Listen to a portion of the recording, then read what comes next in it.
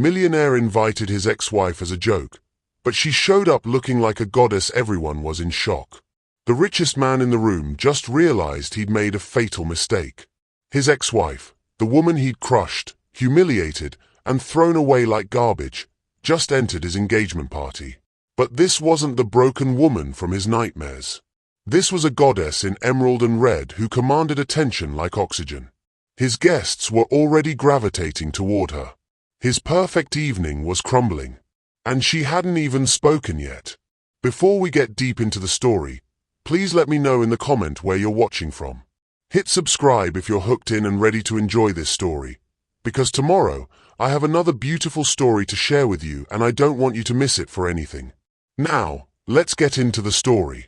Harrison Westfield adjusted his platinum cufflinks for the third time, his reflection staring back from the floor-to-ceiling windows of his Malibu mansion. At 38, he had everything money could buy: a tech empire worth 9 figures, a cliffside estate that graced magazine covers, and tonight, a bride 20 years his junior who looked spectacular in designer white. Mr. Westfield. His assistant, Jennifer, appeared in the doorway, her tablet clutched against her chest. The guest list for tonight's engagement party. There's one name that seems unusual. Harrison's mouth curved into a cruel smile. Ah yes, Simone. I wondered when you'd ask about that. Sir, forgive me, but why would you invite your ex-wife to your engagement party? The question hung in the air like expensive cologne, cloying and impossible to ignore. Harrison turned from the window, his steel-grey eyes glinting with something that might have been amusement, if amusement could draw blood. Because, Jennifer, some people need to be reminded of their place in the world. He straightened his navy Armani jacket, the same one that had cost more than most people's cars. Simone Clark, sorry, Simone Westfield for exactly 18 months, needs to see what she gave up when she thought she could take half of everything I built. The memory tasted bitter, even 3 years later. Their divorce had been spectacular, the kind that entertainment lawyers discussed in hushed, reverent tones. She'd wanted 50% of Westfield Technologies, claiming her marketing expertise had contributed to the company's explosive growth. She'd wanted the house, the cars, the artwork, everything. She'd gotten nothing. But sir, Jennifer pressed carefully, won't seeing you with Miss Valentina be painful for her? Harrison's laugh was sharp as crystal shattering. That's precisely the point. Simone always had delusions of grandeur. Always thought she belonged in this world. He gestured broadly at the marble floors, the Italian leather furniture, the original Monet hanging above the fireplace. Tonight, she'll see exactly where she belongs, outside, looking in. Through the windows, catering staff moved like choreographed dancers across the terrace, arranging white roses and crystal centerpieces that caught the dying California sun. In a few hours, this place would be filled with tech moguls, Hollywood elite, and politicians whose names decorated headlines. And somewhere among them would be Simone, probably wearing something from Target, clutching a cheap handbag, trying desperately to blend in. The thought should have brought him satisfaction. Instead, something twisted uncomfortably in his chest, a sensation he quickly buried under layers of justified anger. His phone buzzed. Valentina's face appeared on the screen, all glossy lips and Instagram-perfect angles. Baby! Her voice carried that slight accent that his friends found charming and he was beginning to find grating. I'm getting ready at the hotel. The makeup artist says I look like a princess. I'm sure you do. Harrison's response was automatic, his mind elsewhere. Did you see the photographer's setup? He says we'll make the cover of Luxury Living for sure. Oh, and my agent called. There might be a reality show opportunity. Isn't that exciting? Harrison made appropriate noises while his gaze drifted to a silver frame on his desk, face down since the day the divorce papers were signed. Behind the glass was a photo from his wedding to Simone, her genuine smile radiant beside his slightly stunned expression, as if he couldn't quite believe someone had agreed to marry him despite his wealth rather than because of it. Harrison, are you listening? Of course. I'll see you soon. After ending the call, Harrison found himself staring at that overturned frame. With one finger, he nudged it upright. Simone's face looked back at him, Not the defeated woman he expected to see tonight, but the vibrant, intelligent woman who had once challenged him, inspired him, loved him before lawyers and prenups and betrayal poisoned everything between them. She made her choice, he reminded himself. She chose money over me. But even as he thought it, a voice in the back of his mind whispered that maybe, just maybe, he'd made choices too. Across town, in a cramped studio apartment that could fit entirely within Harrison's walk-in closet, Simone Clark stood before a mirror that had seen better decades. The woman looking back at her bore little resemblance to the broken, bitter person who had signed those divorce papers 3 years ago. Gone was the expensive bob Harrison had preferred, replaced by natural curls that cascaded past her shoulders in glorious, unapologetic waves. Gone were the carefully neutral tones he'd suggested made her more approachable in business settings. Tonight, her rich brown skin glowed with hard-earned confidence, and her dark eyes held something that had been missing for far too long: fire. "Girl, if you don't stop staring at yourself and get this dress on." Keisha's voice carried from the kitchen, where she was attempting to wrangle champagne and Chinese takeout simultaneously. "We've got less than 2 hours before you walk into that lion's den." Simone's best friend since college, Keisha had threatened to stage an intervention when the invitation arrived 3 weeks ago. "Why would you put yourself through this?" she demanded. "That man destroyed you once. Why give him another chance?" But Keisha didn't understand. Nobody did. This wasn't about giving Harrison another chance. This was about taking back her power. "Remember," Keisha continued, settling onto the futon that served as both couch and occasional guest bed, "you don't owe him anything. Not a smile, not small talk, and definitely not an explanation for why you look absolutely incredible." Emerald silk flowed into coral red tulle like a sunset over water, the bodice fitted to perfection, the skirt designed to move like liquid poetry. It was everything Harrison would never have let her wear during their marriage. Bold, attention-grabbing, unapologetically stunning. "You know what the crazy part is?" Simone said, stepping into the dress and feeling the silk settle against her skin like a second heartbeat. "I actually thought I loved him once." "You did love him." Keisha's voice was gentle now. That's what made it hurt so much. The memories came in flashes, Harrison teaching her to sail on his yacht, their fingers intertwined as they watched sunsets from his terrace, the way he'd once looked at her like she was the most fascinating person in any room. Before the prenup conversations. Before the arguments about her unrealistic expectations. Before she learned that loving Harrison Westfield meant making herself smaller, quieter, more convenient. "He invited me as a joke," Simone said, her voice steady despite the earthquake in her chest. "Thought he'd parade his new trophy wife around while I stood in the corner, properly humbled. And instead..." Simone met her own eyes in the mirror, recognizing the woman she'd spent 3 years becoming. After the divorce, she'd taken her settlement, pathetically small but enough to start over, and built something Harrison's money couldn't touch. Clark Marketing Collective now handled campaigns for 3 Fortune 500 companies. Her client list read like a who's who of businesses wanting to reach diverse markets authentically. She'd built an empire of her own, one conversation, one brilliant campaign, one satisfied client at a time. "Instead," she said, zipping the dress and watching herself transform, "he's going to remember exactly what he threw away."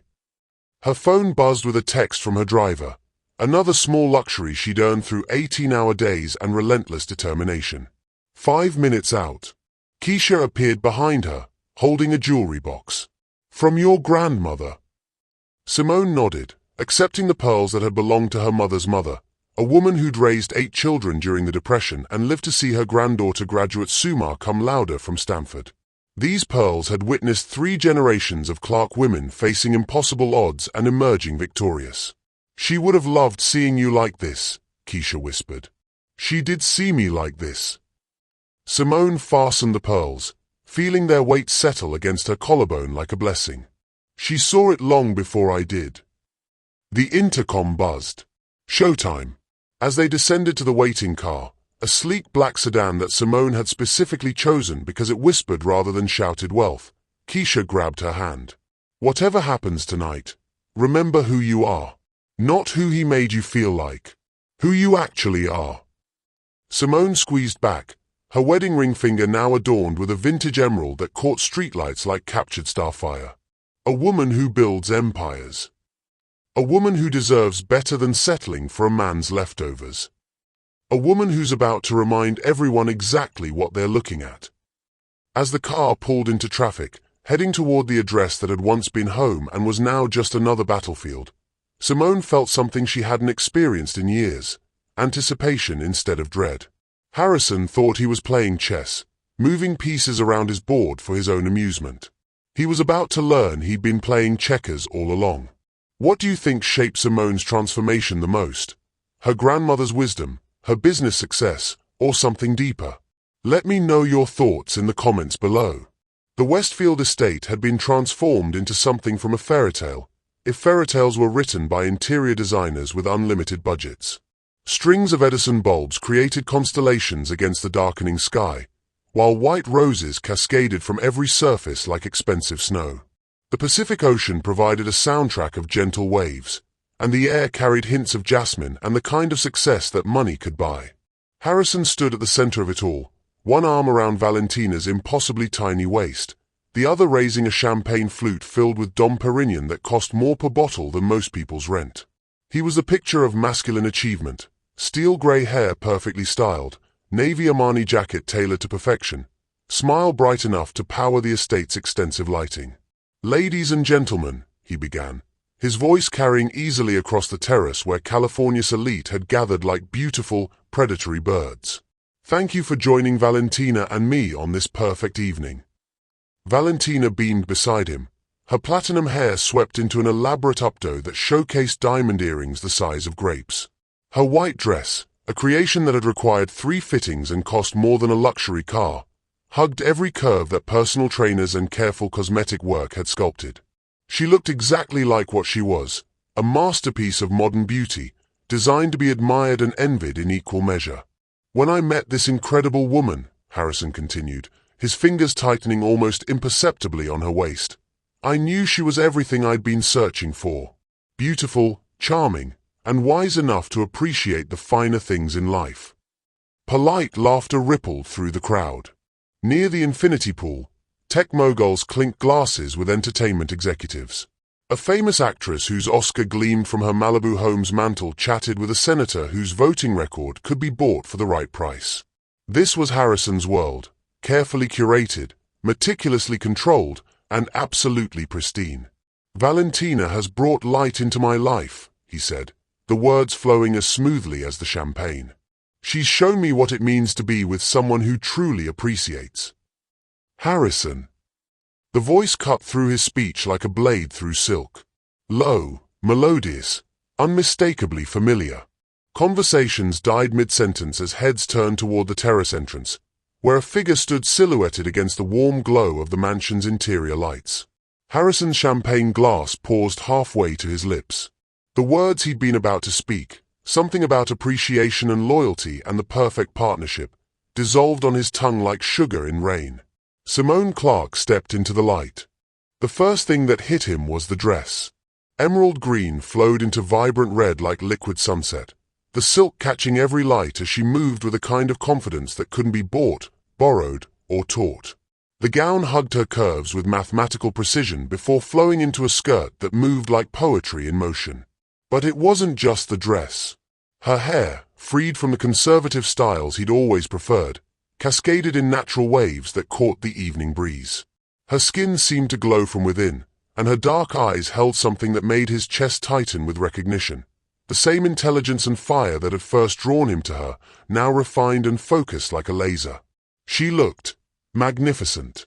The crowd's reaction was immediate and visceral. Conversations stuttered to a halt. Champagne glasses froze midway to lips. Even the catering staff paused in their choreographed service to stare at the woman who had just rewritten the evening's script with her mere presence. "My God," someone whispered. "Who is that?" But Harrison knew. Of course he knew. Even as his rational mind struggled to reconcile this vision with the broken woman who had signed those divorce papers 3 years ago, his body recognized her with cellular certainty. Valentina's perfectly manicured nails dug into his arm. "Harrison, who is that woman?" Why is everyone staring? He couldn't answer, couldn't breathe, could only watch as Simone glided across the terrace with the grace of a woman who owned every space she entered. Her heels clicked against the Italian marble in a rhythm that sounded like warfare, measured, deliberate, unstoppable. She moved through the crowd like a goddess among mortals, and everywhere she passed, the air itself seemed to shift. Men straightened unconsciously. Women reassessed their own appearances with sudden insecurity. The entire carefully orchestrated evening tilted on its axis, rebalancing around this unexpected center of gravity. 1 step, 2 steps, 3. Simone counted her progress across the terrace, using the rhythm to steady her heartbeat and maintain the serene expression that masked the storm raging beneath her skin. Every eye in the place was on her, but she kept her gaze fixed on only one target. Harrison. He looked older than in the tabloid photos she sometimes glimpsed while waiting in grocery store lines. Silver threads had claimed more territory in his dark hair, and lines bracketed his eyes that hadn't been there during their marriage. Success sat well on him, she had to admit. The expensive suit, the confident posture, the way he commanded the space around him like a general surveying his domain. But it was the expression on his face that made this entire evening worthwhile. Shock.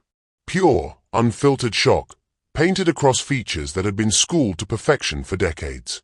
His mouth had fallen slightly open, his champagne glass suspended in midair as if time itself had stuttered to a halt.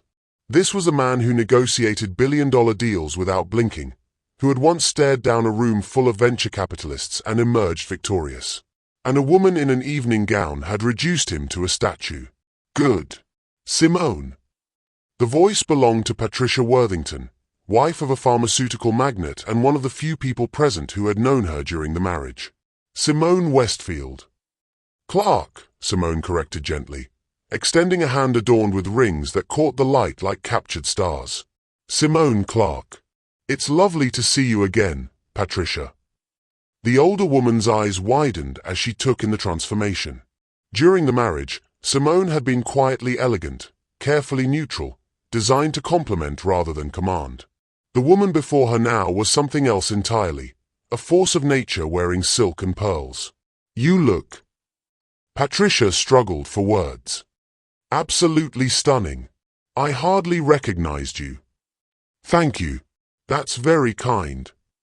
More people drifted toward them, drawn by the magnetic pull of genuine confidence.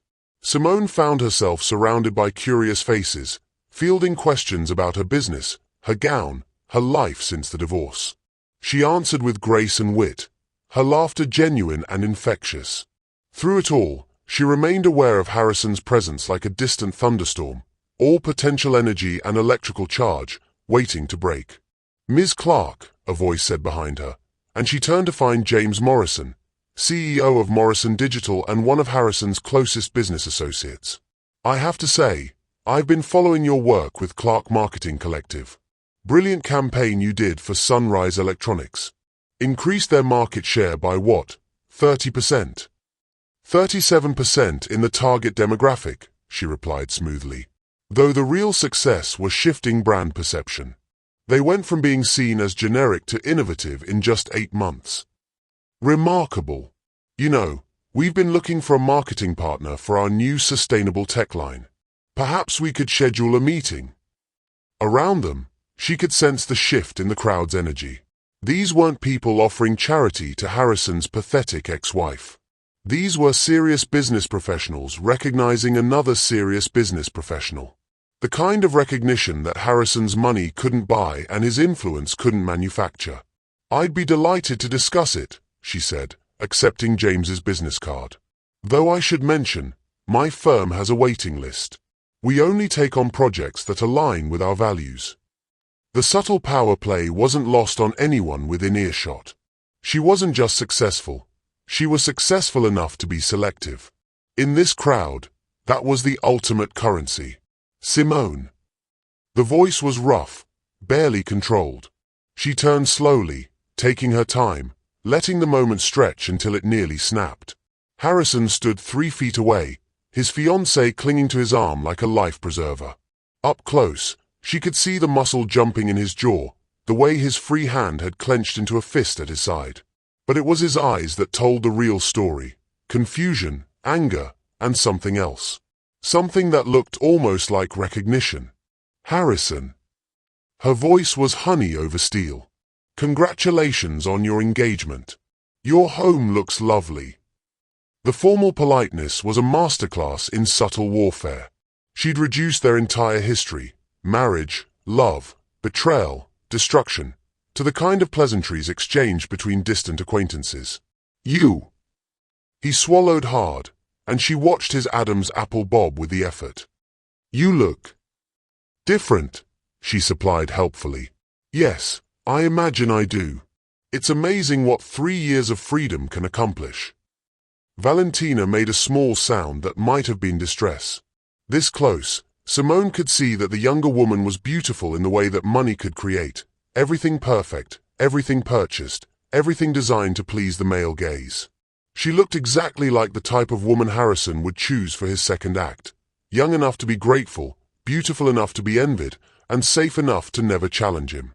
I don't believe we've been introduced, Simone said, extending her hand to Valentina with a smile that could have graced magazine covers.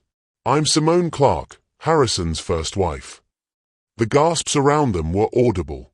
In this crowd, divorce was common, but acknowledging it with such casual confidence was revolutionary. Ex-wives were supposed to slink away in shame, not introduce themselves like Queen's greeting subjects. Valentina's handshake was weak, clammy. Nice to meet you. Likewise. You look absolutely radiant. That dress is stunning, Vera Wang. Yes, how did you know? I have an eye for quality. Simone's smile didn't waver. Harrison always did prefer classic elegance. The compliment landed like a blade wrapped in silk. Classic meant safe. Elegant meant predictable. The subtext was clear to everyone present. You're exactly what I expected him to choose. Simone. Harrison's voice had found its strength again, though she could hear the tremor beneath the surface. What are you doing here? The question hung in the air like incense, thick and choking.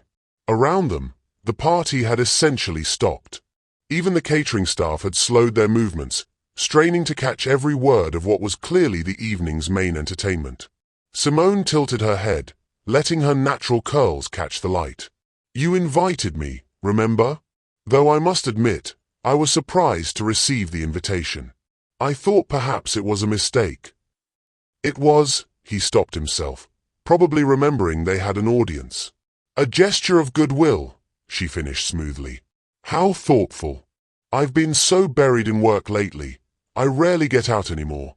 This seemed like the perfect opportunity to reconnect with old friends. She gestured broadly at the crowd, many of whom were now watching the interaction with barely concealed fascination. In their world, personal drama was premium entertainment, especially when it involved someone as successful and normally controlled as Harrison Westfield. Besides, she continued, her voice carrying just far enough to include the nearby guests, I wanted to see your beautiful home one more time, and to meet the woman who won your heart. Congratulations to you both. I'm sure you'll be very happy together. The words were perfect. Gracious, appropriate, absolutely correct for the situation, but delivered with such precision, such calculated warmth, that they became weapons of mass destruction. Harrison's face had gone through several colors during her speech, red to white to gray to something approaching green.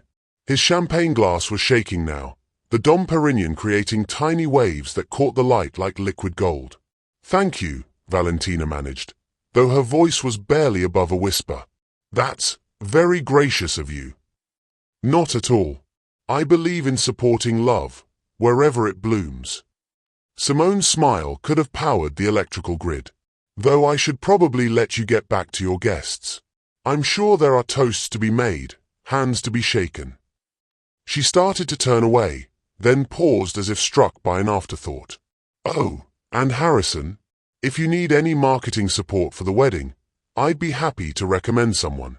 I know how important image management is to you. Checkmate. What do you think Harrison is feeling in this moment?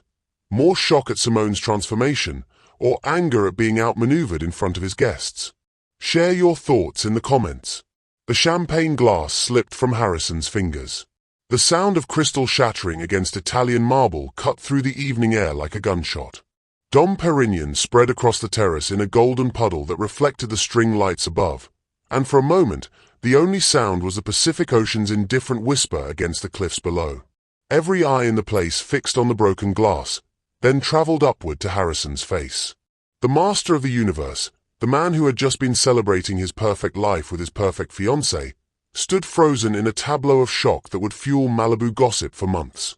"Oh!" Valentina's voice cracked with nervous energy. "I'll get someone to clean that up." "Don't." Harrison's voice was hoarse, barely recognizable. His gaze remained locked on Simone's face as if she might disappear if he blinked. "Just don't." The silence stretched like a rubber band about to snap. Around them, conversations had died completely. Even the catering staff had stopped pretending to work, openly staring at the drama unfolding in real time. Simone looked down at the shattered crystal, then back up at Harrison with an expression of mild concern that didn't quite reach her eyes. "Are you all right? You look a bit pale." "I'm fine." The words came out strangled. "Are you sure? Perhaps you should sit down. Big celebrations can be overwhelming." Her tone was perfectly solicitous, the way someone might speak to an elderly relative having a dizzy spell. The patronizing kindness was devastating. In one sentence, she'd reduced him from master of ceremonies to invalid, from powerful host to object of concern. The crowd sensed a shift immediately, the way sharks sense blood in the water. "Actually," James Morrison interjected, his business instincts overriding social awkwardness, "Simone, I'd love to continue our conversation about that consulting opportunity. Perhaps we could step away from the excitement." "Of course." Simone turned away from Harrison as if he were a piece of furniture, bestowing her attention on James like a gift. "I'd be delighted." As she moved away, her gown flowing behind her like liquid fire, Harrison stood rooted in place. The party began to reform around him, conversations resuming with the kind of forced normalcy that fooled no one. But the damage was done. The perfect evening had been shattered as surely as the champagne glass at his feet. Valentina tugged at his arm, her voice high with poorly concealed panic. "Harrison, who was that woman? Why did she affect you like that?" He couldn't answer. Couldn't explain that for 3 years, he'd pictured Simone as a broken thing, bitter, reduced, probably working some dead-end job and living in a studio apartment, filled with regret for what she'd thrown away. The woman who had just glided through his party like visiting royalty bore no resemblance to that fantasy. This woman was powerful, successful, beautiful in a way that had nothing to do with youth or surgical enhancement and everything to do with the kind of confidence that comes from building something real. Across the terrace, he could see her laughing at something James had said, her hand resting lightly on the businessman's arm. Other guests were gravitating toward her like planets around the sun, drawn by whatever magnetic field she was generating. "She's stolen my party," he realized with growing horror. "She's made herself the center of attention without even trying." "Harrison." Valentina's nails were digging into his arm now, leaving crescent marks through the expensive fabric. "People are staring. You need to say something. Do something." But what could he do? Throw her out? Make a scene? Prove to everyone present that his ex-wife had the power to reduce him to chaos with nothing more than her presence? "Ladies and gentlemen," he heard himself saying, his voice carrying across the terrace with forced joviality. "Please, don't let my clumsiness interrupt your evening. There's plenty more champagne, and I believe the band is ready for dancing." The crowd began to move again, conversations resuming, but Harrison could feel the shift in energy. The carefully constructed evening had been hijacked, and everyone knew it. His engagement party, the event meant to showcase his happiness and success, had become the Simone Clark show. Near the pool, she was now surrounded by a small court of admirers. Senator Williams was asking about her thoughts on digital marketing regulation. Tech mogul David Chen was inquiring about her availability for a major product launch. Even Harrison's own attorney, Margaret Thorne, had drifted over to exchange business cards. "This can't be happening." But it was happening. Worse, it was happening exactly as Simone had planned it. Every gesture, every word, every strategic pause had been calculated to maximum effect. She hadn't come here to grovel or beg or make a scene. She'd come here to win. And she was winning spectacularly. From across the terrace, Simone could feel Harrison's stare like heat on her skin. She didn't need to look to know he was watching her every move, cataloguing every interaction, probably trying to figure out how she'd managed to transform his carefully orchestrated evening into her personal networking event. The key, she was explaining to Senator Williams, is understanding that modern consumers don't want to be sold to, they want to be seen. Authenticity isn't just a buzzword. It's a survival strategy in an economy where trust is the ultimate currency. The senator nodded thoughtfully. That's fascinating. And you've built your entire firm around this philosophy. My entire life, Simone corrected gently. Business is just one application. The truth behind those words would have shocked anyone who remembered the quiet, accommodating woman she'd been during her marriage. Back then, she dimmed her own light to avoid overwhelming Harrison's fragile ego. She'd made herself smaller, softer, more palatable. Never again. Ms. Clark, David Chen interrupted politely. I apologize, but I have to ask, your firm handled the Sunrise Electronics campaign that everyone's talking about. How did you know that pivoting towards sustainability would resonate so strongly with their target demographic? Simone smiled, remembering the late nights she'd spent analyzing market research, the focus group she'd personally conducted, the intuitive leap that had transformed a struggling electronics company into an industry leader. I listened, she said simply. Not to what people said they wanted, but to what they were actually buying. The data told one story, but their purchasing patterns told another. People were hungry for products that aligned with their values, but no one was speaking to that hunger directly. Brilliant, Margaret Thorne murmured. Harrison's attorney was a formidable woman who rarely gave compliments. We should talk about handling some campaigns for our corporate clients. I'd be interested in that conversation. As the group continued to grow around her, Simone allowed herself one quick glance toward Harrison. He was still standing near the shattered champagne glass, Valentina pressed against his side like a security blanket. But his fiancée's presence clearly wasn't providing much comfort. If anything, the contrast between the two women was becoming more pronounced by the minute. Valentina, for all her youth and beauty, looked exactly like what she was, an accessory. Chosen to complement Harrison's image, designed to make him look successful and virile and enviable. She had no substance beyond her appearance, no accomplishments beyond landing a wealthy husband. Simone, on the other hand, was substance made manifest. Every person who approached her left the conversation more impressed than when they'd arrived. She wasn't here as anyone's plus one or arm candy. She was here as herself, successful, brilliant, uncompromisingly authentic. The irony wasn't lost on her. Harrison had invited her here to humiliate her, to show her what she'd lost. Instead, he was providing her with the perfect platform to demonstrate what he'd thrown away. Excuse me, a new voice said, and Simone turned to find Patricia Worthington's daughter, Amanda, approaching with something that looked suspiciously like hero worship in her eyes. I'm sorry to interrupt, but I had to tell you, I just graduated from business school, and I've been following your company's work. You're kind of my idol. The words hit harder than any business deal or networking triumph. This young woman, probably Valentina's age but radiating intelligence and ambition, saw Simone as someone to emulate. That's incredibly kind of you to say. What's your focus area? Sustainable business practices. I wrote my thesis on companies that have successfully balanced profit with environmental responsibility. Your work with Sunrise Electronics was a case study. Simone felt something warm expand in her chest. This was what success actually looked like, not the material trappings that Harrison valued, but the ability to inspire others, to create something meaningful that extended beyond herself. I'd love to hear about your thesis research.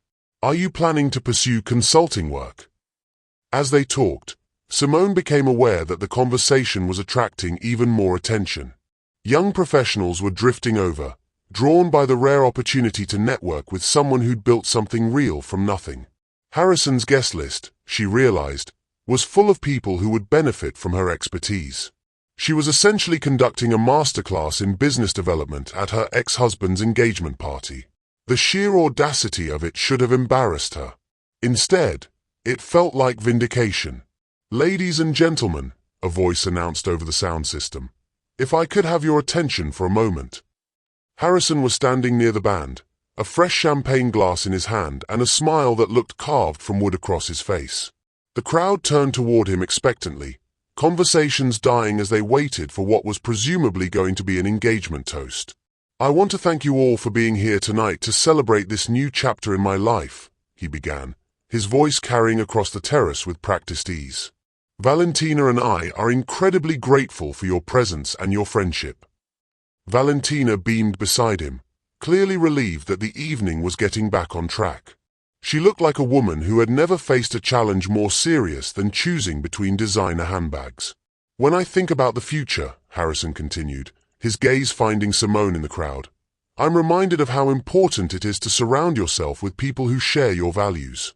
People who understand what really matters in life."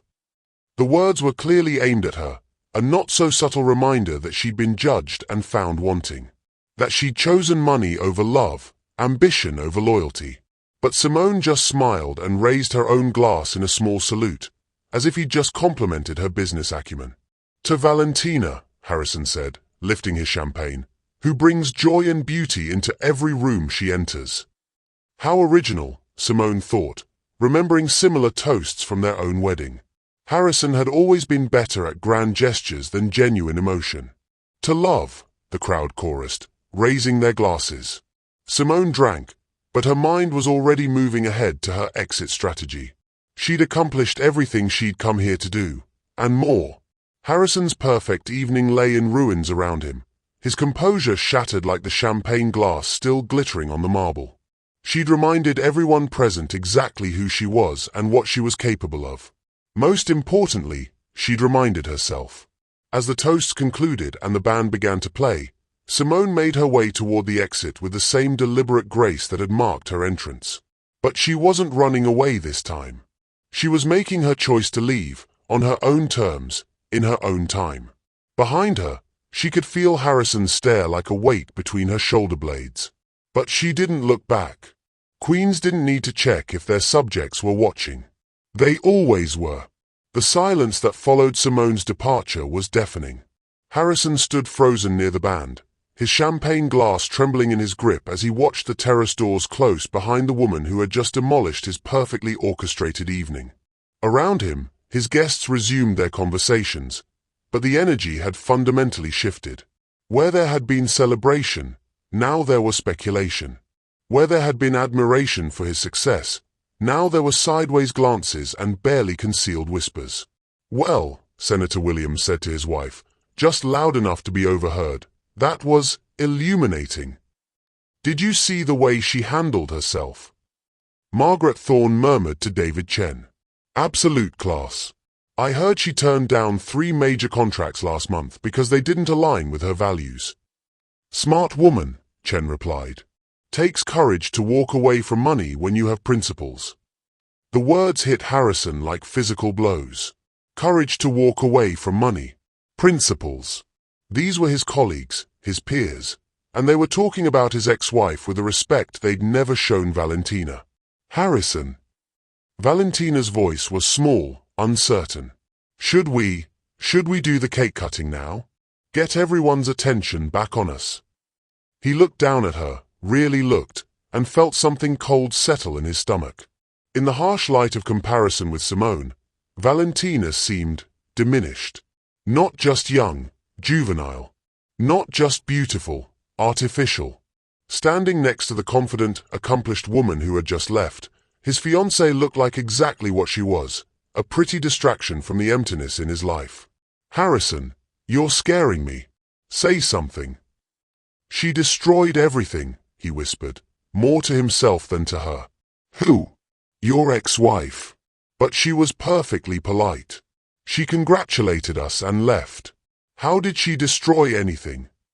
The question revealed everything Harrison couldn't bring himself to acknowledge. Valentina didn't understand because she operated in a world where surface appearances were the only currency that mattered. She couldn't see that Simone had accomplished something far more devastating than causing a scene or making accusations. She'd made everyone in attendance question what Harrison had chosen instead of her. "Ladies and gentlemen," James Morrison's voice cut through the crowd's murmur. "I hate to be the bearer of practical concerns, but some of us have early flights tomorrow. Harrison, thank you for a truly memorable evening." Memorable. The word choice was deliberate, diplomatic. Not enjoyable or wonderful or successful. Memorable. As if reading his thoughts, other guests began making similar excuses. The pharmaceutical magnate and his wife. The entertainment executive who'd been discussing investment opportunities. Even Harrison's own attorney begged off with mentions of early meetings and urgent calls. Within 30 minutes, the terrace that had been packed with California's elite was reduced to a handful of die-hard socialites and the catering staff, who moved through the space like ghosts, cleaning up the remnants of what should have been a triumph. "This is a disaster," Valentina said, her voice rising with panic. "Our engagement party is a disaster. Everyone's leaving. The photographer barely got any good shots. How am I supposed to post about this on Instagram?" Harrison stared at her, feeling as if he was seeing her clearly for the first time. Instagram. That was her primary concern. Not his emotional state, not the implications of what had just happened, but her social media presence. "Maybe," he said slowly, "we should call it a night." "Call it a night?" "Harrison, it's barely 10 o'clock. We were supposed to dance until midnight. The band is paid until 2. But he was already walking away, leaving her standing beside the abandoned champagne fountain like a beautiful, expensive ornament that no one wanted to claim. Simone's hands were shaking. She kept them carefully folded in her lap as the sedan glided through Malibu's winding streets, but she could feel the tremor in her fingers, the adrenaline crash beginning to set in now that the performance was over. Because that's what it had been, a performance. 3 years in the making, meticulously planned, flawlessly executed. She'd walked into Harrison's domain and conquered it without firing a shot, using nothing but confidence, intelligence, and the truth of who she'd become. So why did she feel like crying? That was something else, her driver, Carlos, said quietly. "I've been driving for 20 years, and I've never seen anything like that. You walked in there like you owned the place." "Thank you, Carlos." Her voice was steady, professional. The same tone she used in client meetings when she needed to project absolute confidence even when her stomach was churning with nerves. "If you don't mind me saying, that man didn't deserve you." The kindness in his voice almost broke her composure. Carlos was probably Harrison's age, weathered and wise in the way that came from watching wealthy people destroy their lives with spectacular regularity. His observation carried weight precisely because it came from someone who had no agenda, no reason to flatter or manipulate. "Thank you," she said again, meaning it this time. As they descended toward the city, Simone caught glimpses of her reflection in the window. The carefully applied makeup, the designer gown, the pearls that had witnessed 3 generations of Clark women facing impossible odds. She looked exactly like the successful, confident woman she'd worked so hard to become. But beneath the surface, she could feel the old wounds reopening. The ones she'd thought had healed completely, scarred over with success and self-respect and the knowledge that she'd built something beautiful from the ashes of her marriage. Seeing Harrison again had brought it all back, not the love that had died the day he'd made her choose between her dignity and his approval, but the memory of how small he'd made her feel. How invisible. How she'd twisted herself into increasingly impossible shapes trying to be worthy of his affection. Her phone buzzed. A text from Keisha. "How did it go? Do I need to post bail for assault charges?" Simone smiled despite herself, typing back, "No violence necessary." The pen proved mightier than the sword. "That's my girl. But are you okay?" The question pierced straight to the heart of it. Was she okay? She'd accomplished everything she'd set out to do tonight. She'd proven to Harrison, to his friends, to herself that she'd not only survived his rejection but thrived because of it. She'd shown him exactly what he'd thrown away. But victory, she was discovering, could be a lonely feeling. "I will be," she typed. Home in 30. Wine and debriefing. Already chilling the Prosecco. As they pulled into her building's underground garage, Simone caught sight of herself in the elevator's mirrored walls. The woman looking back at her was powerful, successful, absolutely stunning in her emerald and coral gown. She was also completely alone. Harrison stood in his home office, still wearing his engagement party clothes, staring at a photograph he hadn't looked at in 3 years. In it, he and Simone were dancing at some charity gala during the 2nd year of their marriage.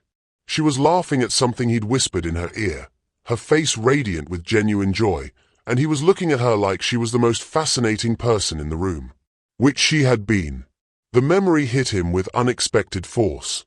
Simone at that same gala, effortlessly charming donors twice her age, discussing market trends with venture capitalists, making everyone around her feel more intelligent just by listening to their ideas. She'd been his secret weapon in those days, the woman who could read a room's emotional temperature and adjust accordingly, who could turn potential adversaries into allies with nothing but authentic interest in their perspectives. He'd taken all of that for granted. Worse, he'd resented it. Harrison. Valentina appeared in the doorway, her elaborate updo slightly disheveled, her white dress wrinkled from the evening's abbreviated festivities. Are you coming to bed? I thought we could celebrate privately. Her attempt at seduction felt hollow, performative. Everything about Valentina was performative, he realized, designed to please rather than challenge, to soothe rather than stimulate. In a minute, he said, not turning away from the photograph. What's that? Nothing important. But Valentina moved closer, peering over his shoulder at the image. Her sharp intake of breath told him she'd recognized Simone despite the different hairstyle and softer expression. That's her. Your ex-wife. Her voice carried a note he'd never heard before, not just jealousy, but genuine fear. She's beautiful. Was, Harrison corrected automatically. That was taken a long time ago. She's still beautiful. More beautiful than in this picture, actually. Tonight she looked. Valentina struggled for words. Like a queen or something. Like she belonged there more than anyone else. The assessment was devastatingly accurate. Simone had belonged there, not because she was dressed appropriately or knew the right people, but because she belonged everywhere. Confidence was her native language, and success had only made her more fluent. Harrison, tell me the truth. Do you still love her? The question hung in the air like smoke, impossible to ignore or disperse. Harrison turned to face his fiancée, this beautiful, young woman who had never challenged him, never questioned his decisions, never made him feel like he needed to be better than he was. Looking at her now, he realized that wasn't a feature. It was a bug. No, he said finally. I don't love her. But I want to, he didn't add. For the first time in 3 years, I want to. Valentina seemed to sense the unspoken truth. Her perfect features crumpled slightly, aging her beyond her 28 years. She's going to try to win you back, isn't she? That's why she came tonight. To break us up. Harrison almost laughed at the absurdity. Simone hadn't come there to win anything back. She'd come there to show him exactly what he'd lost, and she'd succeeded spectacularly. She doesn't want me back, Valentina. She made that very clear. Then why do you look like someone just died? Because something had died, he realized. The fantasy he'd been living for 3 years, that leaving Simone had been the right choice, that trading depth for surface had been a fair exchange, that surrounding himself with people who told him what he wanted to hear was better than being with someone who challenged him to be worthy of their respect. Tonight, watching Simone command a room full of successful people who respected her for her mind rather than her appearance, he'd been forced to confront an uncomfortable truth. He'd married Valentina because she was everything Simone wasn't. Safe, uncomplicated, grateful. And in doing so, he'd chosen to become a smaller version of himself. I'm tired, he said, which wasn't really an answer but was absolutely true. It's been a long night. As Valentina retreated to the bedroom with hurt radiating from every line of her perfect posture, Harrison remained in his office, staring at the photograph of the woman who had loved him before he'd proven he didn't deserve it. Outside, The Pacific Ocean continued its endless conversation with the shore, indifferent to human drama and the choices that shaped lives. But for the first time in years, Harrison found himself wondering if it was too late to make different choices. If redemption was possible for a man who had everything except the thing that mattered most. 3 days later, Simone was in her downtown Los Angeles office, reviewing contracts for a sustainable fashion campaign, when her assistant knocked on the glass door. "Ms. Clark, there's someone here to see you. He doesn't have an appointment, but he says it's urgent." Simone looked up from her laptop, where she'd been fine-tuning market research data that would revolutionize how eco-friendly brands reached younger consumers. Her office reflected everything she'd built: clean lines, natural light streaming through floor-to-ceiling windows, awards and recognition plaques sharing wall space with artwork from local black artists she discovered and promoted. Did he give a name? Harrison Westfield. The name hit her solar plexus like a physical blow. For a moment, she couldn't breathe, couldn't think beyond the immediate spike of adrenaline that flooded her system. "He's here. At my office." "Why?" "Ms. Clark. Should I tell him you're unavailable?" Professional instincts kicked in, overriding emotional chaos. Whatever Harrison wanted, she would handle it the same way she handled everything else, with intelligence, composure, and absolute control over the narrative. "Give me 2 minutes, then send him in." The next 120 seconds felt like hours. Simone checked her reflection in her computer screen, smoothed her navy blazer, and arranged her features into the expression she wore for difficult clients, politely interested but completely unimpressed. When Harrison knocked and entered, she didn't look up immediately. Instead, she finished typing a sentence, saved her document, and only then raised her eyes to meet his. He looked terrible. Oh, he was still impeccably dressed. Charcoal suit that probably cost more than most people's monthly rent, Italian shoes that gleamed like black mirrors, silver hair styled to perfection. But there were shadows under his eyes that suggested he hadn't slept in days, and something in his posture spoke of a man carrying weight he couldn't distribute evenly. "Harrison." Her voice was professionally neutral. "This is unexpected. I needed to see you." He remained standing near the door, as if uncertain of his welcome. "To talk. About the other night. About us." Simone leaned back in her chair, studying him with the same attention she gave to complex market data. "There is no us, Harrison. There hasn't been for 3 years. You made that quite clear during our divorce proceedings." The reminder hit its target. She could see him flinch slightly, his jaw tightening with what might have been regret or frustration. "I know what I did, how I handled things.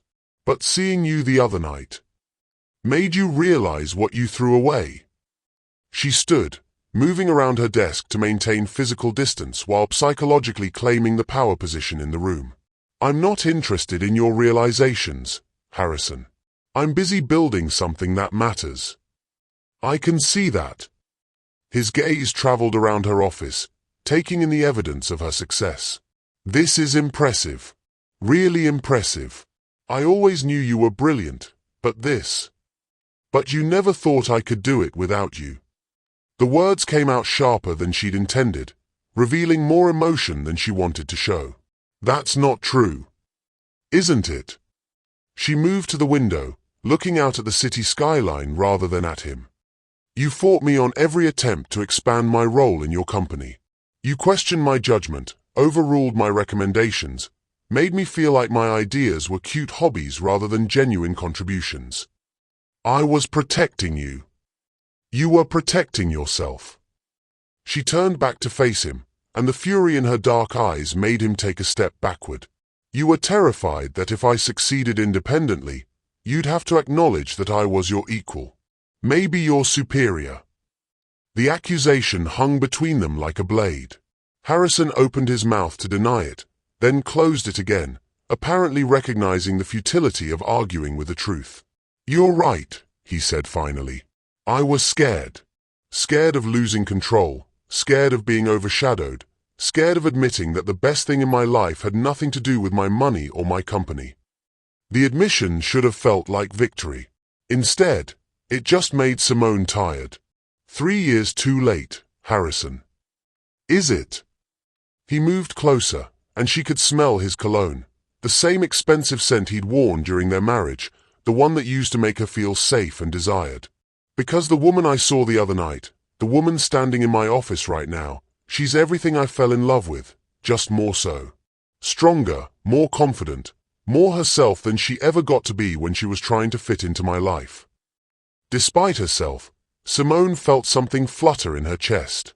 Not love, that had been excavated and buried years ago, but recognition. The acknowledgement that he was finally seeing her clearly, without the filter of his own insecurity and need for control. "And what exactly are you suggesting?" she asked carefully. "I don't know." The honesty was startling, coming from a man who usually had contingency plans for his contingency plans.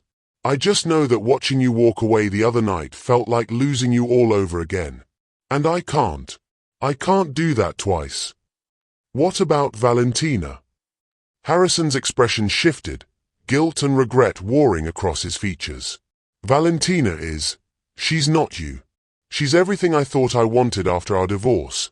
Easy, uncomplicated, grateful. But she's not.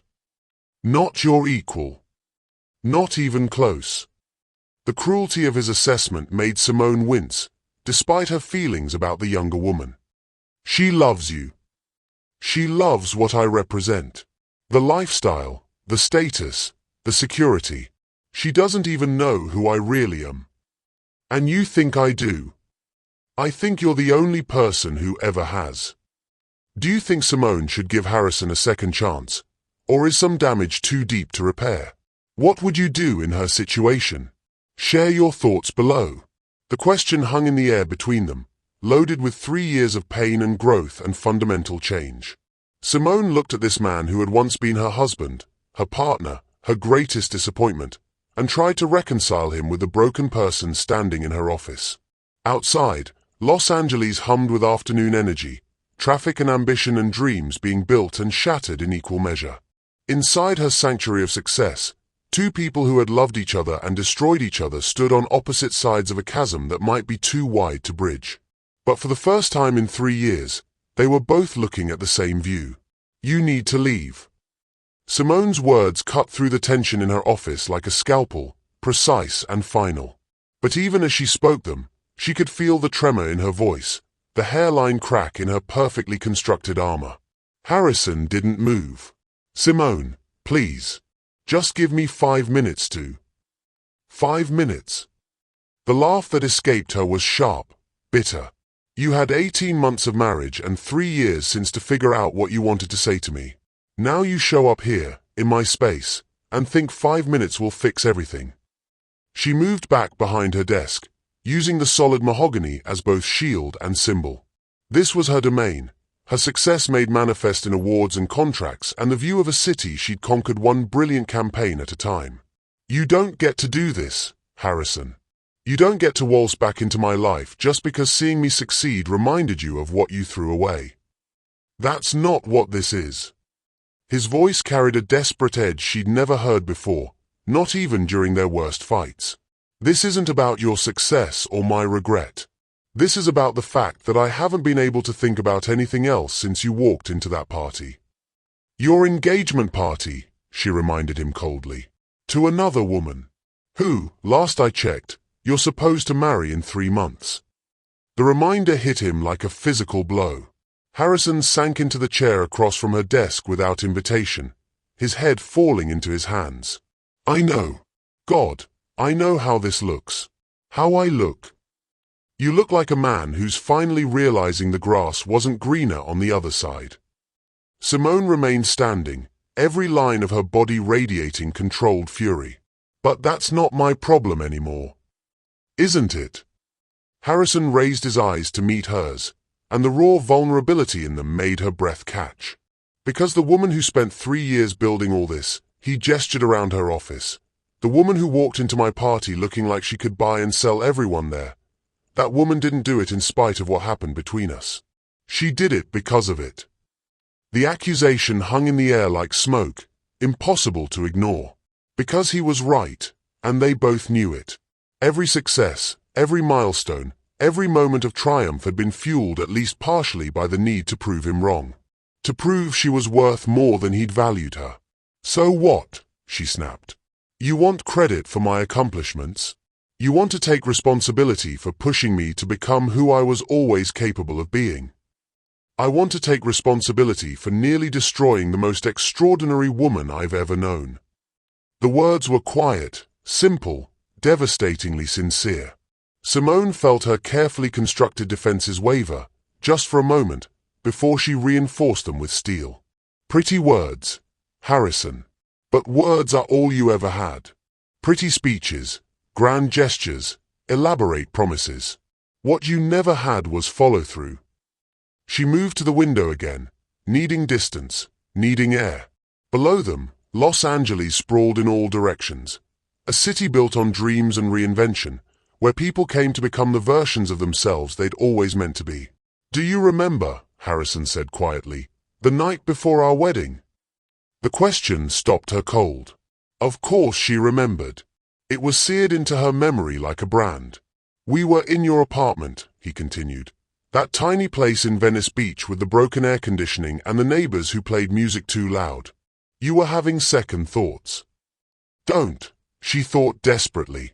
"Don't do this. You said you were scared that marriage would change us.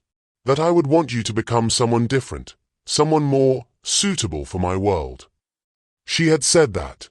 They'd been sitting on her second-hand couch, wedding dress hanging in her closet like a beautiful, expensive question mark, and she'd voiced the fear that had been gnawing at her for weeks.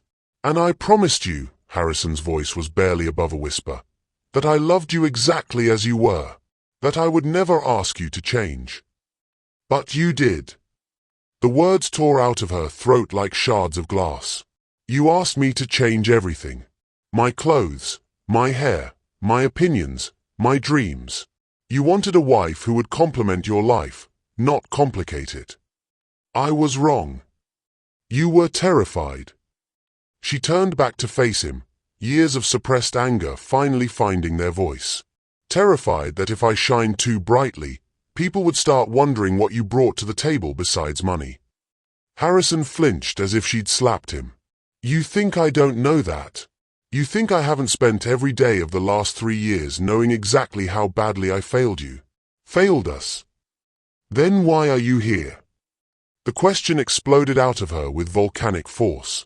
"Why now? Why, when I finally built a life that doesn't revolve around your approval or your fears or your need to be the most important person in every room? Because I'm dying without you." The confession hit the room like a thunderclap, silencing everything. The hum of the air conditioning, the distant traffic, even the sound of their own breathing. Harrison stood slowly, his composure finally cracking completely. "I'm dying, Simone. Every day, every decision, every moment of supposed success feels hollow because the only person whose opinion ever mattered isn't there to share it with. Valentina thinks I'm perfect exactly as I am, and that's the problem. You never thought I was perfect. You thought I could be better." Tears were streaming down his face now, and the sight of Harrison Westfield, master of the universe, destroyer of her heart, crying in her office felt like watching the laws of physics reverse themselves. "You made me want to be worthy of you. And when I realized I wasn't, instead of becoming better, I convinced myself you were the problem. That your expectations were unreasonable, your ambitions threatening, your love conditional." He took a step toward her desk, his hands trembling. "But your love was the only unconditional thing in my life. You loved me before I had money, before I had success, before I had anything to offer except potential. And I threw it away because I was too much of a coward to live up to it." Simone gripped the edge of her desk, her knuckles white with the effort of keeping herself upright. This was what she dreamed of for 3 years. Harrison finally understanding what he'd done, finally seeing her clearly, finally acknowledging the magnitude of his mistakes. So why did it feel like her heart was being ripped out all over again? "It's too late," she whispered. "Is it? You're engaged to someone else. I'll end it. Just like that. You'll destroy another woman's life because you've suddenly decided you want what you can't have." Harrison's face crumpled. "Valentina doesn't love me. She loves what I represent. Ending our engagement would be freeing her as much as freeing myself. And what about me? Simone's voice was rising now, 3 years of suppressed pain and fury finally finding release. What about what I want? What about the life I've built? What about the fact that I don't need you anymore? I know you don't need me. Harrison's response was immediate, desperate. That's exactly why I need you. The silence that followed stretched between them like a tightrope, fragile and impossible to navigate safely. Simone stared at this man who had once been her everything and was now asking to be something again, and felt the ground shifting beneath her feet. I don't need him, she told herself. I built this life without him. I became who I was meant to be in spite of him.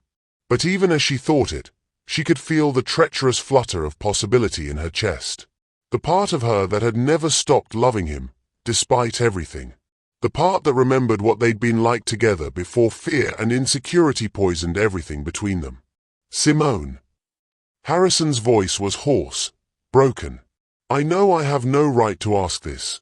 I know I forfeited any claim to your heart the day I chose my ego over our marriage. But I'm asking anyway, because I'm selfish enough to hope that somewhere under all that success and strength and brilliant transformation, there's still a part of you that remembers what we had. She closed her eyes, trying to block out the sight of him, this powerful man reduced to pleading, this titan of industry brought to his knees by the recognition of his own failures. What we had, she said carefully, was built on a foundation of inequality. You were the successful one, the powerful one, the one who made all the decisions. I was the grateful wife, lucky to be chosen by someone so important. That's exactly how it was. Her eyes snapped open, blazing with righteous fury. Every time I had an idea, you questioned it. Every time I wanted to try something new, you explained why it wouldn't work. Every time I expressed an opinion that didn't align with yours, you patronized me until I backed down. The accusations hit their targets with surgical precision. Harrison's face cycled through denial, recognition, and finally, devastating acceptance. You're right, he said quietly. I was threatened by you. By your intelligence, your intuition, your ability to see solutions I couldn't. So I diminished you instead of celebrating you. And now? Simone moved around the desk, closing the distance between them until they were standing 3 feet apart. Now you've seen me succeed independently, and suddenly I'm fascinating again? Now that I don't need your approval or your money or your validation, I'm worthy of your respect. Now I understand that I was never worthy of yours.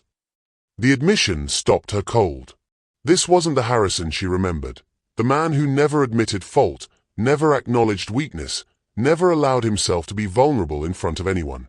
I spent 3 years telling myself I was better off without you, he continued. That you were too demanding, too ambitious, too much. But the truth is, you were exactly enough. I was too little. Too small, too insecure, too afraid of being overshadowed by the woman I was supposed to be supporting. Simone felt tears threatening and fought them back with everything she had. She would not cry in front of him, would not give him the satisfaction of seeing how deeply his words were affecting her. And Valentina is easier, she said, her voice deadly quiet. Easier to control, easier to predict, easier to keep small so you can feel big. Valentina is everything you weren't. The honesty was brutal, safe, uncomplicated, grateful for scraps. She makes me feel like a generous god instead of a flawed man. Then why are you here? Because I don't want to be a god anymore. I want to be a man worthy of an extraordinary woman. The words hung between them like a bridge neither of them was sure they could cross. Outside, the afternoon sun was beginning its descent toward the horizon, painting the sky in shades of amber and rose that reminded Simone of the dress she'd worn to his engagement party. Bold, beautiful, impossible to ignore. You hurt me, she whispered, and suddenly she was 28 again, signing divorce papers in a lawyer's office while Harrison sat across from her like a stranger. You made me feel like I was too much and not enough all at the same time. I know. You made me question everything about myself. my intelligence, my worth, my right to want more than what you were willing to give me. I know. You threw away the best thing that ever happened to either of us because you were too proud to admit you'd married someone better than you. I know. His voice broke completely. God, Simone, I know. And I will spend the rest of my life trying to make up for it, if you'll let me. She stared at him, this broken, brilliant, impossible man who had destroyed her and, in doing so, forced her to rebuild herself stronger than before. The irony wasn't lost on her. In trying to diminish her, he'd given her the motivation to become unstoppable. What are you asking me for, Harrison? Forgiveness. I'm asking for a chance to prove that I can love you the way you deserve to be loved the first time. The words settled between them like a challenge, impossible and tempting and absolutely terrifying. Simone felt the weight of the decision pressing down on her shoulders, not just whether to trust Harrison again, but whether to risk the life she'd built on the possibility that people could actually change. Her phone rang, shattering the moment. The name on the screen made her heart skip. Keisha. I need to take this, she said, turning away from Harrison to accept the call. Girl, please tell me you're not still at the office. Keisha's voice carried its usual mixture of affection and exasperation. You promised you'd leave by 5 today. We have that client dinner, remember? The client dinner. Simone had completely forgotten about the meeting with the Sustainable Fashion Collective. A potential contract worth $2 million and the chance to revolutionize how eco-friendly brands reached mainstream consumers. I'll be there, she said, glancing at Harrison. I'm just finishing up something. Something or someone. Because your assistant mentioned that Harrison Westfield was there. Please tell me you didn't let that man back into your office. The protective fury in her best friend's voice was a reminder of how many people had watched Simone rebuild herself from the ashes of her marriage. How many friends had held her while she cried, celebrated her victories, cheered her on as she became the woman she was meant to be. Keisha, I'll call you back. Simone Marie Clark, do not hang up this phone. Do not let that man manipulate you into forgetting who you are. You are brilliant and successful and worthy of love that lifts you up instead of tearing you down. Don't you dare. I love you too, Simone said gently, ending the call. When she turned back to Harrison, he was watching her with an expression she couldn't quite read. Your friend is right, he said quietly. You are brilliant and successful and worthy of better love than I gave you. She's protecting you from making the same mistake twice. Is that what this would be? A mistake? I don't know. The honesty was startling. I know that I've changed. I know that losing you was the worst thing that ever happened to me, and that watching you succeed without me was both the most painful and most proud I've ever been. I know that every day for 3 years, I've wished I could go back and be the man you needed instead of the man I was. He moved closer, close enough that she could see the flecks of gold in his grey eyes, close enough to remember what it felt like to be held by someone who knew all her secrets. But I also know that wanting to change and actually changing are two different things. And I know that asking you to trust me again is asking you to risk everything you've built on the possibility that I've become worthy of it. Simone felt the tears she'd been holding back finally escape, tracking down her cheeks like liquid silver. I can't go back to being small, Harrison. I won't. I don't want you to. His hands reached toward her face, then stopped, hovering in the space between them. May I? The question, the request for permission, for consent, for acknowledgement of her autonomy, was so different from the man who used to make decisions for both of them that it almost broke her heart all over again. She nodded, and his fingers gently wiped away her tears. I want you exactly as you are now, he whispered. Powerful, successful, absolutely magnificent. I want to be the man who celebrates your victories instead of feeling threatened by them. Who supports your dreams instead of questioning them. Who loves you because of your strength, not in spite of it. And if you can't, if old patterns resurface and you start trying to make me smaller again, then you leave me, he said simply. And this time, I won't fight it. I won't hire lawyers or try to take half of what you've built. I'll accept that I had my chance and blew it. She stared into his eyes, searching for the lies, the manipulation, the careful words designed to get him what he wanted. But all she saw was exhaustion, regret, and something that might have been hope. What about Valentina? Pain flickered across his features. I'll tell her tonight. She deserves better than a man who's in love with someone else. She'll be devastated.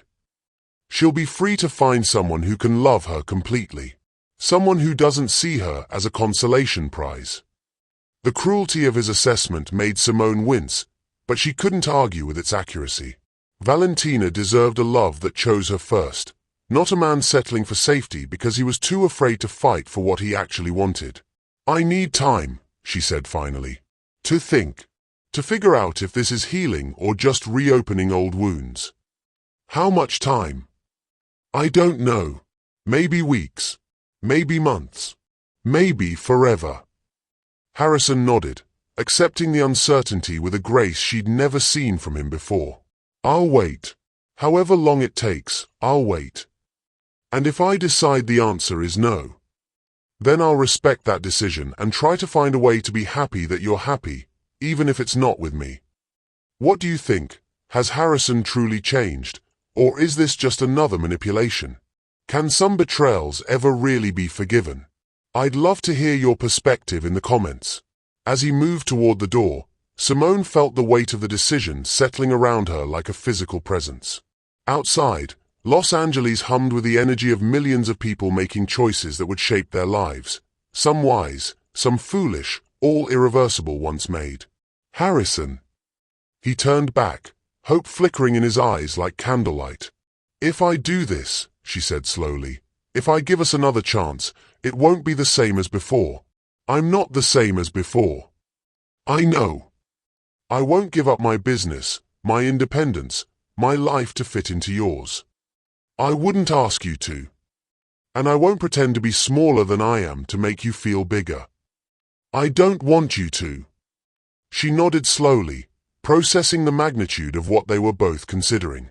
Then maybe we can figure out what comes next. The smile that spread across Harrison's face was like sunrise after the longest night, beautiful and tentative and full of possibility. As he left her office, closing the door softly behind him, Simone sank into her chair and stared out at the city she'd conquered one brilliant decision at a time. For the first time in 3 years, she didn't know what came next. And for the first time in 3 years, that uncertainty felt like freedom instead of fear. 3 weeks passed in a strange limbo. Harrison ended his engagement to Valentina the night after his visit to Simone's office. The conversation, held in the marble and crystal perfection of his Malibu mansion, lasted less than 30 minutes and involved no shouting, no tears from him, and surprisingly little surprise from her. I knew, Valentina said quietly, her perfect manicure tracing patterns on the white leather sofa that had never really felt like home to either of them. After that party, after seeing her, I knew. I'm sorry. The words felt inadequate, hollow. You deserve better than this. Better than me. I deserve someone who chooses me first, she agreed, and her calm acceptance was somehow worse than anger would have been. Someone who doesn't see me as a consolation prize. Within a week, Valentina had moved out, taking her designer clothes and Instagram-perfect lifestyle with her. The mansion felt empty without her presence, but it had felt empty with her too, just a different kind of emptiness. Harrison threw himself into work with manic intensity, restructuring deals and launching initiatives with a kind of innovative thinking that had built his empire in the first place. But every decision, every success, every moment of triumph felt hollow without someone to share it with. More specifically, without Simone to share it with. He didn't contact her. Didn't show up at her office or send flowers or resort to any of the grand gestures that had substituted for genuine emotional work during their marriage. Instead, he waited and tried to become the man worthy of a second chance. The man he should have been the first time. Meanwhile, Simone was drowning in her own version of limbo. Clark Marketing Collective was thriving. The sustainable fashion campaign had exceeded all projections, and 3 new Fortune 500 companies had reached out about major contracts. She should have been celebrating. Instead, she found herself staring out her office windows at the city sprawling below, thinking about grey eyes and broken champagne glasses and the weight of forgiveness. "You're miserable," Keisha announced one Friday evening, appearing in Simone's office doorway with Thai food and the kind of determined expression that meant an intervention was coming whether Simone wanted one or not. "I'm fine. You've worked until 9 every night this week. You turned down that dinner invitation from Marcus Chen. You know, the incredibly attractive, successful, emotionally available architect who's been trying to ask you out for months. And you've been staring at your phone like it might spontaneously combust." Keisha settled into the chair across from Simone's desk, unpacking containers of pad thai and green curry with the efficient movements of someone who had staged many such interventions over the years. "So let's talk about what's really going on." Simone accepted the offered food but made no move to eat it. He ended his engagement. "I know. It made the society pages. Tech mogul and influencer call off wedding due to irreconcilable differences." Keisha's voice carried the particular disdain she reserved for euphemisms and corporate speak. Very classy, very diplomatic, very much not the whole truth. "He hasn't contacted me since that day in my office." "And how do you feel about that?" It was such a therapist question that Simone almost smiled despite her emotional turmoil. "I don't know. Relieved. Disappointed. Confused that I'm disappointed." "The man ripped your heart out and tap danced on the pieces," Keisha said bluntly. "It's okay to be confused about whether you want to hand him the tap shoes again." They ate in companionable silence for a few minutes, the kind of quiet that only existed between people who had known each other long enough to communicate without words. Finally, Keisha set down her chopsticks and fixed Simone with a look that meant serious conversation was coming. "Can I ask you something? And will you promise to give me a real answer, not the polished professional response you've been giving everyone else?" Simone nodded. "Do you still love him?" The question hit like a physical blow, forcing air from her lungs and truth from her heart. "Yes," she whispered. "God help me, yes." "Then what are you afraid of?" "Everything." The word burst out of her with volcanic force. "I'm afraid of going backward.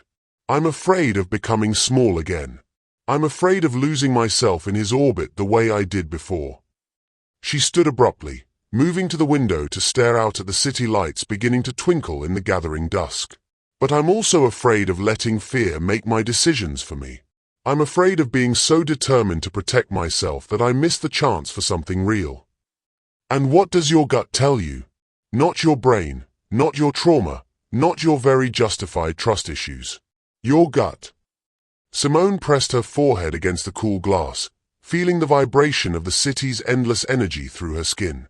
"That is different. That what he said was true. Losing me changed him the same way losing him changed me."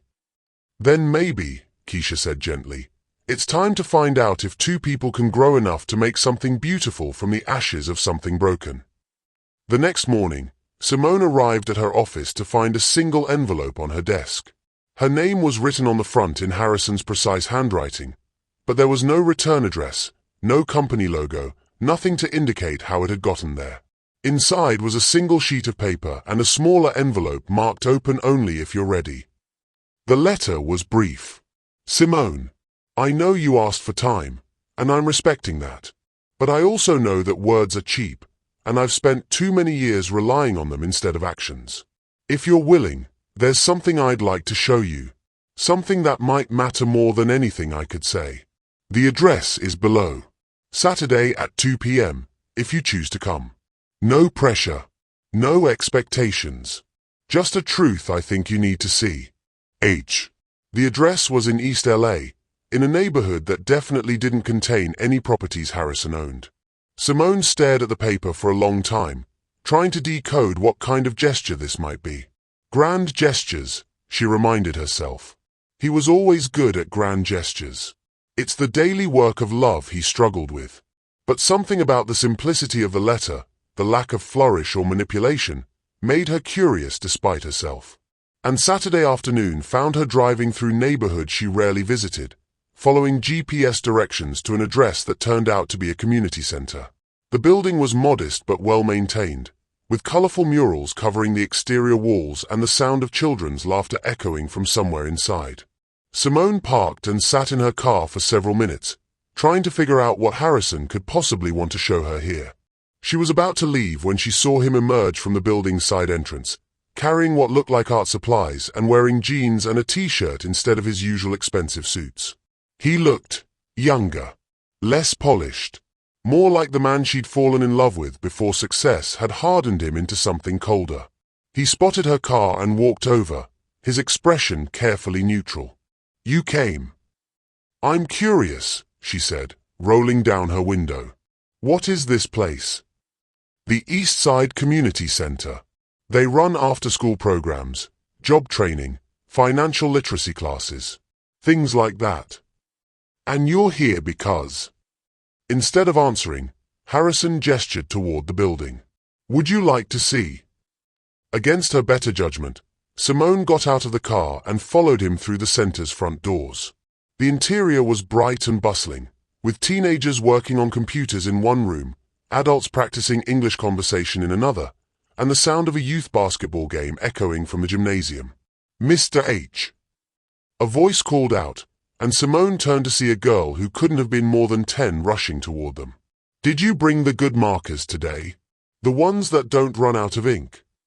"I did, Maya," Harrison said, his entire demeanor softening as he knelt to the child's level. "I brought the whole set, just like I promised." "Are you here for art class too?" Maya asked Simone, her bright eyes curious and completely without guile. I'm not sure," Simone replied honestly. "She's visiting," Harrison explained. "Maya, this is my friend Simone. Simone, this is Maya, one of our best artists." "I painted a sunset last week," Maya announced proudly. "Mr. H said it looked like the real thing. Want to see it?" Before Simone could respond, the little girl had grabbed her hand and was pulling her toward a classroom where children's artwork covered every available wall space. The paintings were vibrant, joyful, completely unprofessional, and absolutely beautiful. "That one's mine," Maya pointed to a canvas covered in swirls of orange and pink and gold. "Mr. H helped me mix the colors." Simone looked at Harrison, who was watching the interaction with an expression she couldn't quite read. "How long have you been volunteering here?" "About 2 years," he said quietly. "I started coming after." He paused, glancing at Maya, who was explaining her artistic process with the kind of enthusiasm only children possessed. "After my life imploded." "Mr. H teaches us about business stuff too," Maya continued. "He says if I keep practicing my art, maybe someday I can have my own gallery." "That sounds like an excellent plan," Simone said, and meant it. They spent the next hour touring the center, watching Harrison interact with staff and volunteers and the community members who clearly saw him as much more than a wealthy benefactor writing checks. He knew names, remembered details about people's lives, offered genuine encouragement and practical advice.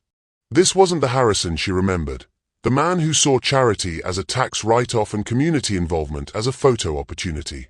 This was someone who had found meaning in service, purpose in helping others build better lives. "There's more," he said as they walked back toward the parking lot. "If you're willing to see it." The second location was even more surprising, a small office building in downtown LA that housed something called the Clark Foundation. Simone stopped dead when she saw the sign. "What is this?" 3 years ago, Harrison said carefully. "After our divorce was finalized, I took the money I would have spent on the wedding that never happened and started something. In your name."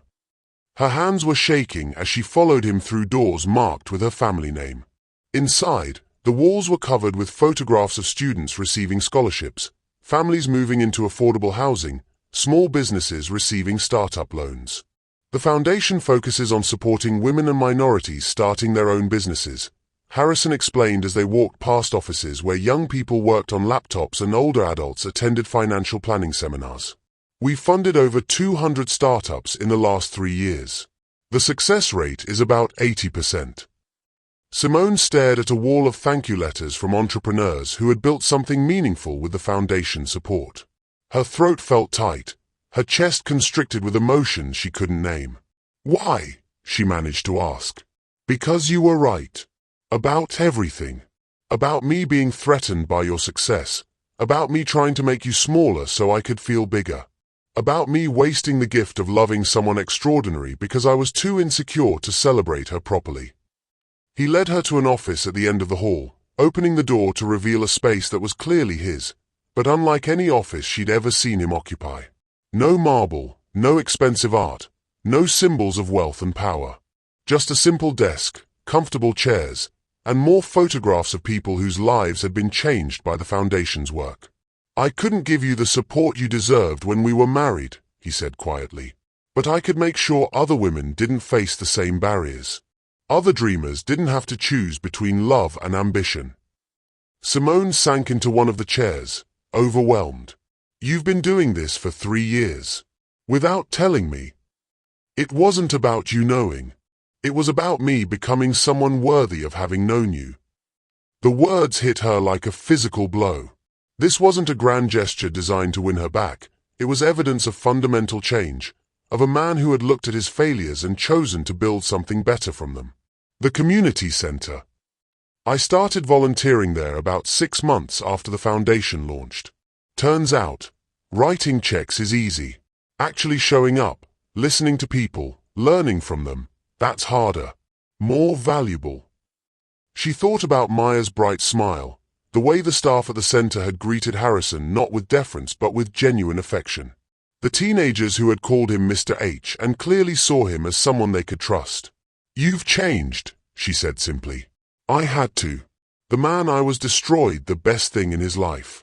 I couldn't live with being that person anymore. Harrison moved to his desk, picking up the small envelope he'd mentioned in his letter. This is for you. But only if you're ready. Simone's hands were shaking as she opened it. Inside was a single key and a note. This is the key to an apartment in the building next door. It's yours, if you want it. No strings, no expectations. Just a place where you can see firsthand the work being done in your name. Where you can be involved as much or as little as you choose. I'm not asking you to give up your life or your business or your independence. I'm asking if you might consider building something new together, as equals, as partners, as two people who learn to be worthy of each other. The choice is entirely yours. I love you. Not the woman you were when we were married, not some idealized version of who I wanted you to be, but exactly who you are now. Brilliant, powerful, absolutely unstoppable. And if you'll have me, I'd like to spend the rest of my life proving that I can love you the way you deserve to be loved. Simone read the note 3 times, tears streaming down her face.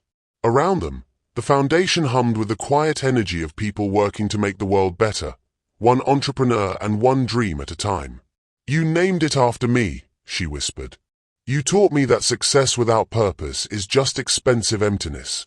Everything meaningful I've done in the last 3 years has been because of lessons you taught me. She looked up at him, this man who had broken her heart and somehow, in the process of rebuilding himself, had created something beautiful from the wreckage of their marriage. I'm scared, she admitted. So am I. What if we hurt each other again? Then we'll have to trust that we've both grown enough to do better this time.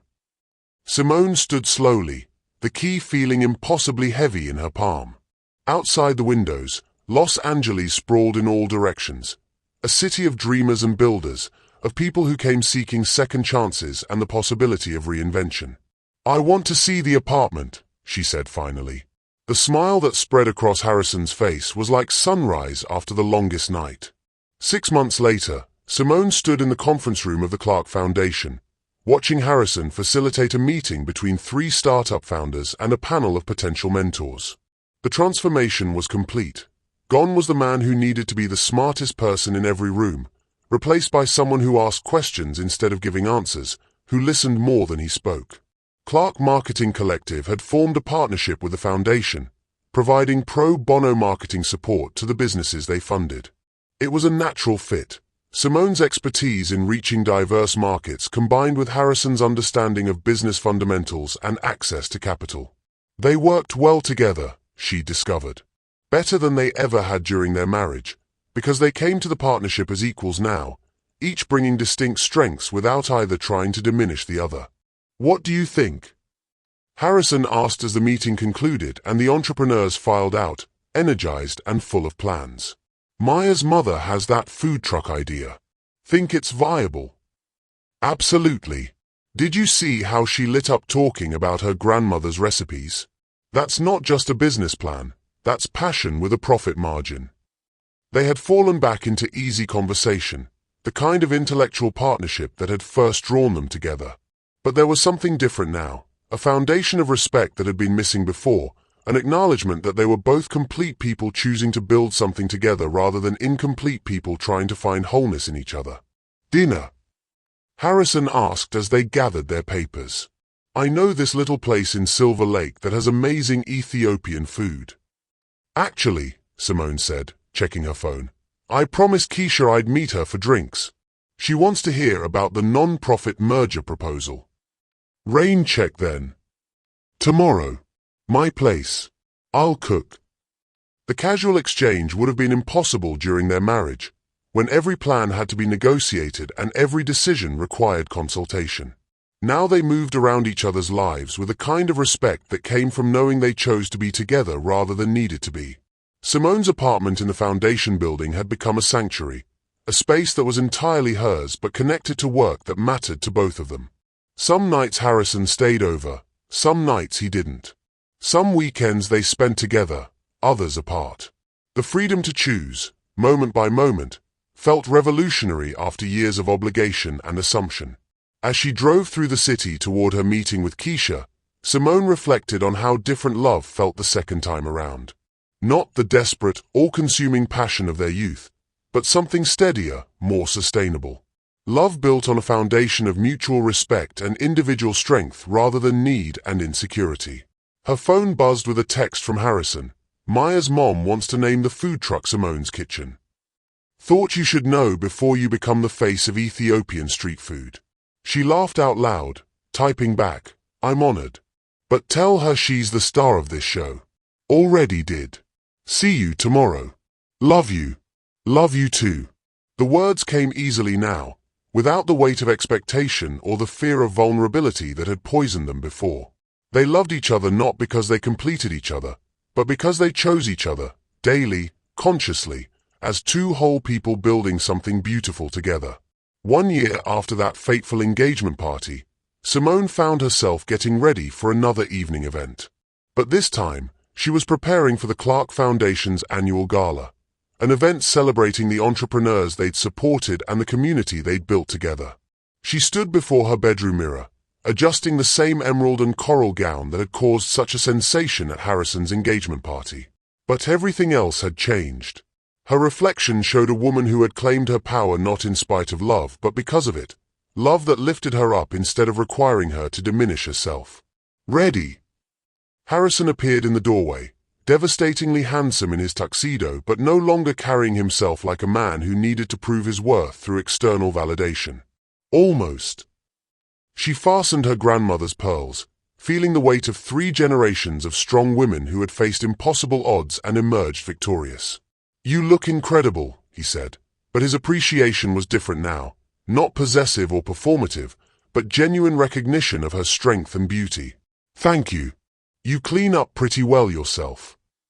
As they drove toward the venue, the same hotel where Harrison's engagement party had been held, transformed now for a very different kind of celebration, Simone reflected on the circular nature of their story. They had begun as equals who forgot their worth, become adversaries who wounded each other, and evolved into partners who celebrated each other's success. "Nervous?" Harrison asked, reaching over to squeeze her hand. "Excited," she corrected. "This is our night. Our work. Our community." The gala was everything she dreamed it could be.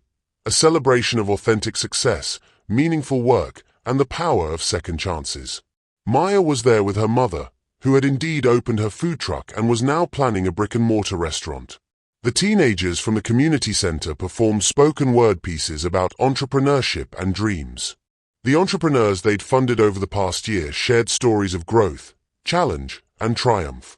"Ladies and gentlemen," Harrison said as he took the podium for the evening's keynote address, 3 years ago, I thought success was about accumulation, money, power, recognition, control.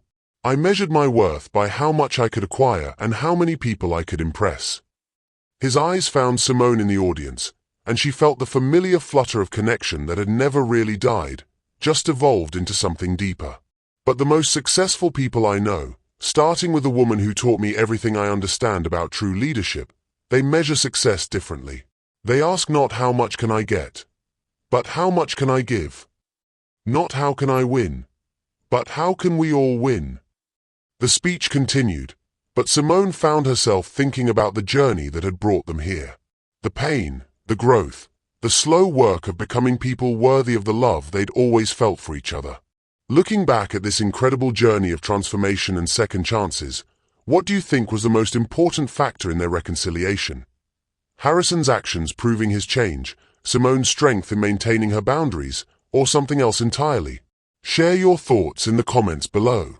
After the formal program ended and the dancing began, Harrison found her on the terrace overlooking the city lights. "Penny for your thoughts," he said, wrapping his arms around her from behind. "Just thinking about second chances," she replied, leaning back against his chest. "How rare they are. How precious. Any regrets?" She considered the question seriously. "About the pain we caused each other? Yes. About the time we lost? Sometimes. But about the people we became because of it? Never. Even if we had to break completely before we could build something better. Especially because of that. We needed to become whole separately before we could be whole together." As they swayed to the music drifting from inside, Simone thought about the invitation that had started it all, Harrison's cruel joke that had backfired so spectacularly. He'd invited her to remind her of her place, to show her what she'd lost. Instead, he'd given her the perfect stage to demonstrate what she'd become. And in doing so, he'd begun his own transformation from a man who needed to diminish others to feel powerful into someone who found strength in lifting others up. "Simone." Harrison's voice was soft, uncertain. There's something I've been wanting to ask you. Something I should have asked you 3 years ago, in a very different way." She turned in his arms, seeing something in his expression that made her heart speed up. "I know we're taking things slowly. I know we're building something new instead of trying to resurrect something old. But..." He reached into his jacket pocket, pulling out a small velvet box that looked nothing like the ostentatious ring he'd given her the first time. "This isn't about ownership or possession or proving anything to anyone else. This is about choice. About two people who've done the work to become worthy of each other asking if they want to build a life together." The ring inside was vintage, elegant, and perfectly suited to her taste rather than his need to impress. But more importantly, the proposal itself was everything their first engagement hadn't been. A question rather than a demand, an invitation rather than an expectation. "Simone Clark," he said, his voice shaking slightly, "will you marry me? Not because you need me or I need you, but because we choose each other, every day, consciously, as equals building something beautiful together."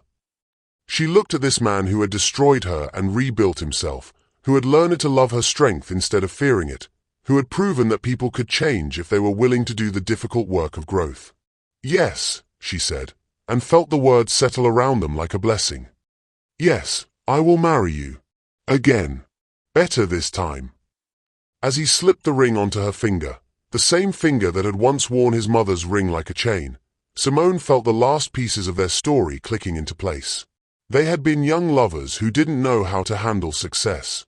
They had been bitter adversaries who wounded each other deeply. They had been individual people who learned to be complete on their own. And now, finally, they were partners, equals choosing each other not from need or insecurity, but from love that celebrated rather than diminished, that lifted up rather than tore down. From the ballroom, Maya's voice called out, "Mr. H. Ms. Simone, come dance with us." Hand in hand, they walked back toward the celebration, toward their community, their work, their future built on a foundation solid enough to weather whatever storms might come. Behind them, the Pacific Ocean continued its eternal conversation with the shore, indifferent to human drama but somehow approving of the hope that floated on the evening air like music, like possibility, like the promise of second chances for those brave enough to claim them. In the end, Harrison had invited his ex-wife as a joke, thinking she would arrive broken and diminished, a reminder of his superiority and her failure. Instead, she had arrived as a goddess, not because of her dress or her success, but because she had learned to love herself with the fierce completeness that made room for loving others. And in shocking everyone with her transformation, she had given him the greatest gift possible, the chance to transform himself into someone worthy of loving her back. The millionaire and his ex-wife who became his partner. The man who learned that true wealth was measured in love freely given. The woman who discovered that queens don't need to choose between power and partnership. They simply refuse to settle for anything less than both. And the foundation they built together, brick by brick, choice by conscious choice, proving that the strongest structures rise from the most carefully laid ground. This time, they built to last. Thank you for watching this story to the end. If you enjoyed this story, you will surely love the next one. It's as crazy and more intriguing as you can ever imagine. So do check it out. Click on the image showing on your screen right now to watch the next one.